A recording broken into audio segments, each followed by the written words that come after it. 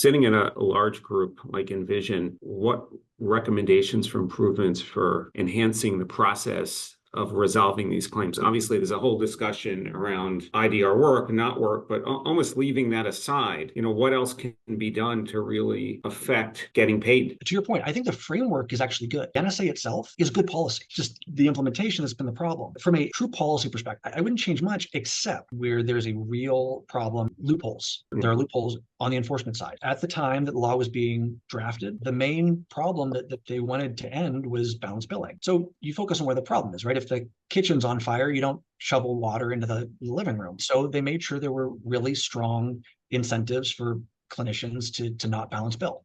$10,000 civil monetary penalties on every instance of an inappropriate bill. That's a really good motivator. There's not a corresponding penalty for insurers if they provide wrong information on a remit. The only information that the clinicians have about the benefit design of the patients that are treated is what we get back from the payer on a remit. I can't tell you without the payer telling me whether the patient's in-network cost share is 20% or 40%. It is really, really difficult to catch some of the instances in which payers make mistakes like that. And they're making a lot of mistakes like that. I have literally tens of thousands of verifiable examples where insurers have either applied the out-of-network cost sharing instead of the in-network or outright denied coverage for a claim that I know for a fact is protected by the NSA, or have increased patient cost sharing following an IDR award, which is never allowed. It is a huge investment of both time and resources to build the systems internally to identify those mistakes in the first place, which, by the way, we're only able to do because we are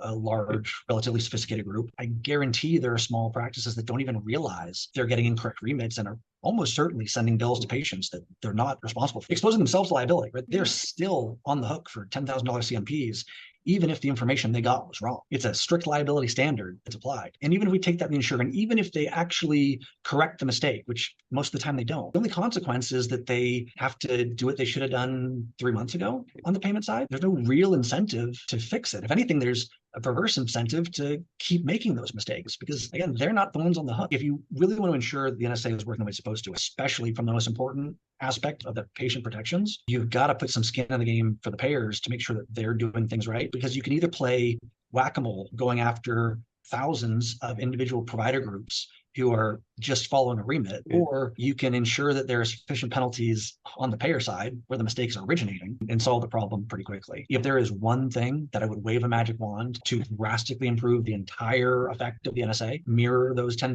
CMPs that apply to providers over to payers, and create some enforcement mechanism for timely payment of IDR awards.